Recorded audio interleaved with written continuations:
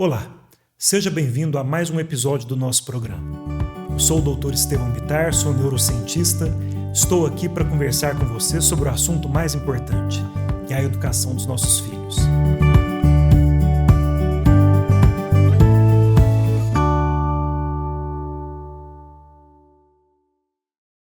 Bom, nós sempre recebemos dos nossos ouvintes, das mães e dos pais que acompanham o nosso programa, perguntas relativas à educação dos seus filhos. Na semana passada, nós respondemos algumas dessas perguntas aqui, falamos sobre como lidar com as birras, sobre como proteger os nossos filhos do bullying, e no episódio de hoje nós vamos continuar respondendo algumas das perguntas. E o nosso objetivo é que, ao responder essas perguntas, nós possamos transmitir a você informações que sirvam também para o seu cotidiano e para a sua família. Então vamos lá. A primeira pergunta que nós temos aqui é de uma mãe que escreveu o seguinte: Doutor Estevão, eu tenho um filho de 1 ano e mesmo que eu ainda não pretenda colocá-lo na escolinha, eu gostaria de oferecer atividades para ele já ir desenvolvendo suas habilidades. Como eu posso ajudar uma criança dessa idade a se desenvolver melhor? Bom, então, veja bem, essa é uma mãe que tem um filho de 1 ano e ela está preocupada com o desenvolvimento do seu filho. Ela quer que o seu filho já comece a desenvolver algumas habilidades, algumas competências, e é ótimo que essa mãe tenha essa preocupação. Realmente, o papel que a escola desempenha na vida dos nossos filhos é muito importante.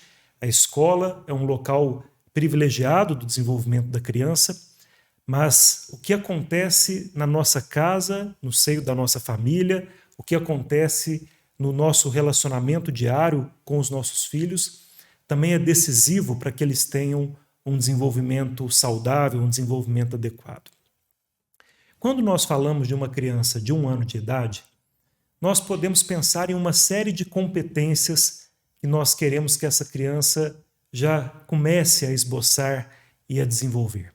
A criança com 1 ano de idade, ela já tem que começar a desenvolver a competência da comunicação, aprendendo as primeiras palavrinhas. A criança com 1 ano de idade também, mais ou menos em torno dessa idade, a criança começa a andar, começa então a ter um controle maior sobre o seu corpo. Então nós esperamos que essa criança desenvolva o domínio corporal. Nós esperamos que essa criança já comece a desenvolver um pouco de inteligência emocional, aprendendo a expressar melhor os seus sentimentos. Nós esperamos que essa criança desenvolva a sua criatividade, a sua socialização, ou seja, a capacidade de se relacionar com outras pessoas. A criança com 1 ano de idade, mesmo sendo ainda tão novinha, ela já começa a criar as bases para o desenvolvimento do raciocínio lógico. Então, todas essas competências, que eu chamo de competências elementares, elas já começam a ser desenvolvidas desde a mais tenra idade, e uma criança com 1 ano de idade, ela já tem várias oportunidades para começar a criar essas bases, criar essas fundações. Mas como nós podemos ajudar os nossos filhos, ajudar uma criança dessa idade a fazer isso? Esta é a pergunta que eu recebi aqui. Bom, existe uma resposta simples que abarca já uma série de possibilidades, que é basicamente permitir que essa criança brinque bastante. E brinque com qualidade, e brinque em diferentes contextos, e brinque com diferentes pessoas, e brinque em diferentes situações com diferentes objetos. Muitas vezes os pais ignoram a importância do brincar.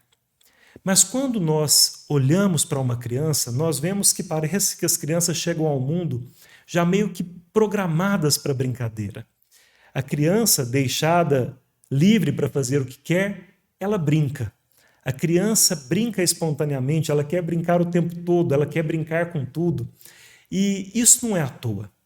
A tendência à brincadeira, que já existe no bebê e existe na criança, é uma tendência que ela existe porque a brincadeira é o veículo do qual, no início da vida, esse indivíduo que acaba de chegar ao mundo assimila as nossas práticas, assimila o nosso mundo, assimila a nossa cultura e constrói o seu próprio repertório de competências. Então, vamos entender melhor o que é o brincar. Vamos começar pela definição. O que é brincar? O brincar é aquela atividade que é feita espontaneamente pela criança, aquela atividade que é divertida, aquela atividade que não é direcionada ou excessivamente estruturada por alguém externo, e é aquela atividade que é cheia de possibilidades. Existem diferentes tipos de brincadeira. Existe a brincadeira solitária, quando a criança está ali sozinha no seu canto, brincando com ela mesma. Existe a brincadeira social e coletiva, quando as crianças brincam umas com as outras ou brincam com os adultos, brincam com seus pais, professores e cuidadores. Existe a brincadeira paralela, que é quando você tem várias crianças brincando em um lugar, mas elas não estão brincando umas com as outras, elas estão brincando sozinhas, mas estando ali no mesmo lugar. Existe a brincadeira que é voltada a objetos, quando, por exemplo, um bebê trabalha com blocos de montar e tenta encaixar um bloco no outro. Existe a brincadeira que é voltada a outras pessoas, como quando um bebê brinca com a sua mãe ou com seu pai de fazer cócegas, ou de dar risadas, ou de fazer sons. Então, todos esses tipos de brincadeira são importantes e cumprem papéis específicos. Uma criança, por exemplo, que está brincando com bloquinhos de montar, ela já está desenvolvendo ali a sua capacidade de raciocínio lógico, ela está desenvolvendo a sua capacidade de classificação de objetos, ela está desenvolvendo a sua noção espacial, porque às vezes um bloco que não encaixa de uma maneira, se a criança rotaciona esse bloco, aí então sim, ele encaixa. Então a criança está desenvolvendo a capacidade de processar o que acontece no espaço em 3 dimensões. Da mesma forma, uma criança que está brincando de desenhar, ela já está desenvolvendo a sua coordenação visomotora, a sua coordenação olho-mão. Então, ela aprende a fazer o traço, ela aprende a controlar os seus movimentos a partir das imagens que pretende criar e a partir das imagens que já estão ali criadas. Uma criança que está brincando com colegas, ela está aprendendo e desenvolvendo a capacidade da comunicação, está desenvolvendo a capacidade da socialização, está desenvolvendo valores como o respeito, a solidariedade. Na brincadeira, as crianças desenvolvem também um senso de perseverança, porque quando a gente brinca, às vezes a gente tenta de um jeito, tenta do outro, e isso significa perseverar. Uma criança que brinca com carrinhos, ela está entendendo ali relações de causa e efeito. Ela entende que se um carrinho bate no outro, o outro carrinho voa para longe, mas isso depende da força, depende da velocidade. E assim ela vai construindo essas intuições que posteriormente serão necessárias para que ela aprenda coisas mais avançadas e sofisticadas ao longo da sua vida escolar. Então veja como a brincadeira ensina a criança a lidar com o próprio corpo, ensina a criança a entender como funciona o mundo físico, funciona o mundo social.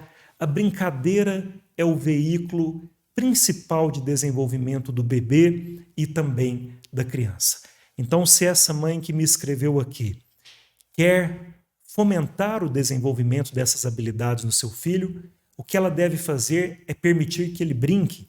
Existem algumas formas como nós podemos fazer isso. Nós não precisamos forçar a criança a brincar. Como eu falei, a brincadeira acontece espontaneamente.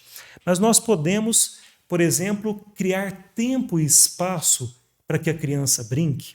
Isso significa tirar a criança de atividades empobrecidas, como ficar na frente das telas, ficar na frente da televisão. Então, quando nós tiramos a criança da frente das telas, colocamos a criança em um espaço adequado, oferecemos tempo para essa criança, nos colocamos ali à disposição e oferecemos recursos também. E quando eu falo recursos, eu não estou falando aqui de brinquedos caros ou coisas inacessíveis. Às vezes, uma folha de papel e uma caixinha de giz de cera já é um recurso suficiente para algumas brincadeiras. Alguns bloquinhos que a criança possa montar. Então, são coisas simples. O primeiro passo é esse: retirar a criança de ambientes empobrecidos e oferecer a ela um espaço adequado, tempo e recursos para que ela possa ali se expressar.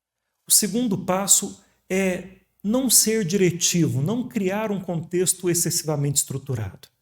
Permita que a criança brinque da maneira que ela quiser brincar. Se você oferece ao seu filho bloquinhos de montar e a criança pega um desses bloquinhos e na imaginação dela esse bloquinho se transforma em um cachorro e ela começa a brincar com esse bloquinho como se ele fosse um cachorro, ou um carrinho, ou um avião, permita que ela faça isso. Isso é da natureza da brincadeira, isso é um exercício de criatividade, isso é um exercício de imaginação. E em terceiro lugar, encaixe a brincadeira na sua rotina. Às vezes, nós pais e mães temos a nossa rotina tão corrida, tão atarefada, que sentimos que não temos o tempo necessário para brincar com os nossos filhos. Mas nós podemos encaixar um tempo de brincadeira em várias das nossas atividades diárias. Quando você, por exemplo, está dirigindo e as suas crianças estão no carro, ali você pode inventar uma brincadeira observando objetos que estão na rua. Quando você vai dar banho no seu filho, você pode transformar o momento do banho em um momento de brincadeira. Então, o momento ali de colocar a roupinha também pode ser um momento de brincadeira. O importante é entender a importância do brincar, entender que existem várias formas de brincar, entender que o brincar é o veículo por meio do qual várias competências elementares se desenvolvem e, por fim, criar espaço, criar tempo, tirar a criança da frente das telas e encaixar na sua rotina momentos para que você garanta que o seu filho brinque e garanta que você brinque com o seu filho. Isso é a melhor forma de fomentar o desenvolvimento de uma criança, de um bebê aqui no caso, com 1 aninho de idade. Bom, vamos agora para a nossa segunda pergunta. E essa pergunta já é de um pai que tem um filho mais velho, de 12 anos de idade. Mais velho comparado ao da pergunta anterior, que tinha apenas 1. Vamos ler aqui então a pergunta. Eu tenho um filho de 12 anos de idade que é teimoso e me desafia o tempo todo. Tenho sido severo e castigo meu filho sempre que ele faz algo errado. Mas o problema parece que está cada dia pior. O que eu posso fazer para resolver isso? Bom, realmente, quando nós temos um filho que se comporta de maneira desafiadora, isso pode ser muito estressante, muito cansativo. Mas quando eu leio esse pai dizer que ele tem sido severo e que ele castiga o filho sempre que o filho faz algo errado, não está claro aqui qual é o tipo de castigo, mas é algum tipo de punição, ao ler isso, eu começo a pensar em um tema que é muito importante que os pais estejam atentos, que é a diferença entre controle e influência. Quando os nossos filhos se comportam de maneira difícil, de maneira desafiadora, nós ficamos tentados a tratar aquele tipo de comportamento como um problema que tem que ser resolvido. E é aqui até a expressão que esse pai usou, como eu posso resolver isso? Então, ou seja, esse pai está focado em resolver o comportamento do filho. E para ele a maneira de resolver é punir o filho, é ser severo com o filho. Toda essa linha de pensamento que a gente pode inferir aqui da pergunta desse pai é uma linha de pensamento que está relacionada a uma ideia de controle. Esse pai quer controlar o filho, ele quer resolver o comportamento do filho por meio do controle. E controle é algo que está associado à punição, como nós vimos aqui, está associado ao medo, está associado à ameaça. Então, os pais que querem controlar os seus filhos, eles recorrem a esse tipo de estratégia, a estratégia do medo, a estratégia da ameaça, porque eles acreditam que ameaçando o filho, punindo o filho, fazendo com que o filho tema o poder e a força do pai, eles acreditam que assim o filho passará a se comportar melhor. Mas não é isso que acontece. Quando nós somos punitivos, quando nós somos autoritários e ameaçamos os nossos filhos e castigamos os nossos filhos, isso parece ter um efeito. Naquele momento em que nós agimos assim, pode ser que o comportamento do nosso filho, aquele comportamento desafiador, seja interrompido.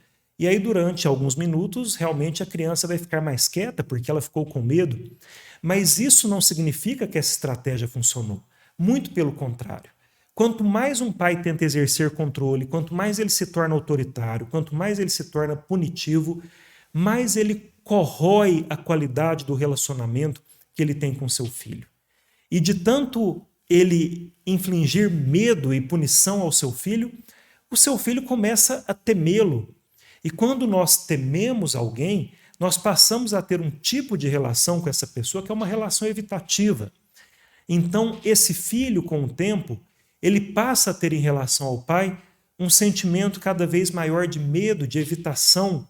Então, o filho se afasta do pai, o filho cada vez está menos disposto a ouvir o pai, a aprender com o pai, porque o pai se transforma em uma figura aversiva.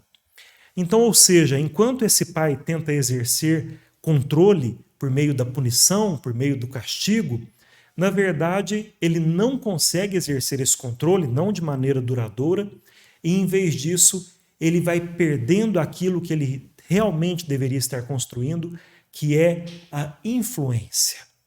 Influência é totalmente diferente de controle. O controle está associado à punição, mas a influência está associada ao exemplo, ao amor, ao vínculo, ao afeto. Quando eu gosto de alguém, eu permito que essa pessoa me influencie. Não porque eu temo essa pessoa, mas pelo contrário, porque eu amo essa pessoa, eu admiro essa pessoa, eu gosto de estar com essa pessoa e eu quero ser como essa pessoa, eu quero seguir o exemplo dessa pessoa. Então, muitas vezes, no processo de educação dos nossos filhos, nós nos vemos divididos entre esses dois caminhos. Eu quero seguir o caminho do controle, eu quero ser autoritário, eu quero ser temido, ou eu quero seguir o caminho da influência. Eu quero que o meu filho me ame, me respeite, eu quero preservar o vínculo que eu tenho com meu filho, o vínculo de afeto, o vínculo de carinho. E certamente seguir o caminho da influência é sempre uma ideia melhor. Teve um episódio anterior aqui do nosso programa onde eu falei sobre os 4 tipos de pais. E expliquei ali que existe o pai autoritário, que é o pai que busca o controle, valoriza o controle e acaba perdendo o controle.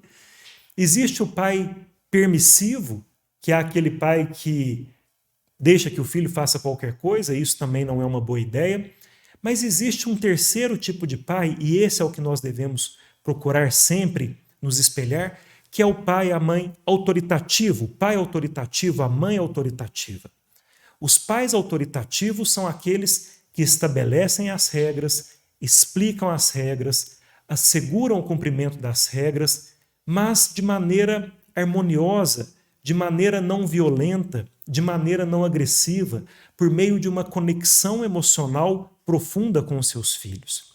E o que eu recomendo a esse pai, parece-me, pelo que ele escreveu aqui na pergunta, que ele está adotando uma postura autoritária.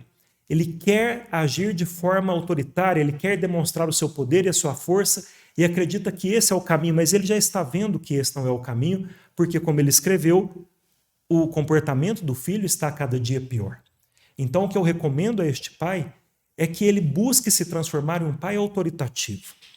Que ele ignore por um momento o que ele chama aqui de problema que ele precisa resolver e coloque a sua atenção em reconstruir o seu relacionamento com seu filho. Faça coisas agradáveis com seu filho, leve o seu filho para passear, leve para um jogo de futebol, descubra o que vocês gostam, o que vocês têm em comum e utilizem isso como base para a construção de um relacionamento.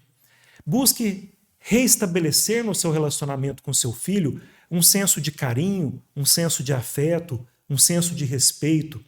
E a partir da reconstrução das bases desse relacionamento, aí sim você vai redirecionar o comportamento do seu filho por meio da influência, não por meio do controle.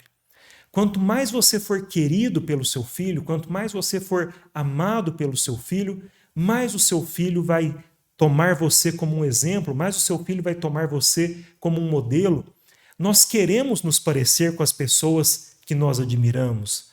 Nós queremos seguir o caminho daquelas pessoas que nós amamos. E os nossos filhos são assim também. Se existe alguma pessoa que está sempre me ameaçando, está sempre me punindo, está sempre me deixando com medo, eu não quero ouvir conselho dessa pessoa, eu não quero ser como essa pessoa, eu quero me afastar dessa pessoa, eu quero me proteger dessa pessoa. Não é esse o tipo de relação que nós temos que construir com os nossos filhos. Então, a mensagem que eu deixo aqui para esse pai e para todos os pais e mães que estão vivendo uma situação semelhante é o seguinte: esqueça um pouquinho essa parte que você está chamando de problema, esses comportamentos desafiadores, e foque no que o relacionamento de vocês tem de bom. E utilize essa parte boa do relacionamento para gerar uma aproximação, para gerar uma harmonia. Procure programar atividades que sejam prazerosas para ambos, que você possa fazer junto com os seus filhos. E a partir daí, a partir dessa base, substitua o controle pela influência. Controle sobre os nossos filhos é uma coisa que, quando mais nós queremos exercer, menos nós temos. O controle gera uma reação chamada de contra-controle. Quando eu quero controlar o outro se rebela contra o meu controle e vai para a direção oposta daquela que eu desejo. Mas quando nós convidamos os nossos filhos a caminhar junto conosco por um caminho e mostramos como esse caminho é importante e mostramos isso dentro de um vínculo e um clima de harmonia e de respeito, aí sim nós temos os nossos filhos como companheiros. Então isso não significa ser permissivo, existe uma diferença entre ser autoritativo e ser permissivo e ser autoritário. O pai autoritário quer controlar pela força. O pai permissivo deixa que o filho faça o que quiser. O que eu recomendo aqui é que você seja autoritativo. Direcione o seu filho não pelo uso da força, mas sim pela força da relação e do vínculo que vocês têm. É isso. Eu gostaria de agradecer a todas as pessoas que enviaram perguntas. Não é possível responder a todas as perguntas aqui em um episódio, mas nos próximos episódios nós vamos continuar voltando a esses temas levantados pelos ouvintes, sempre na esperança de trazer informações que possam ser úteis também a você. No mais, muito obrigado pela sua atenção e até o próximo episódio.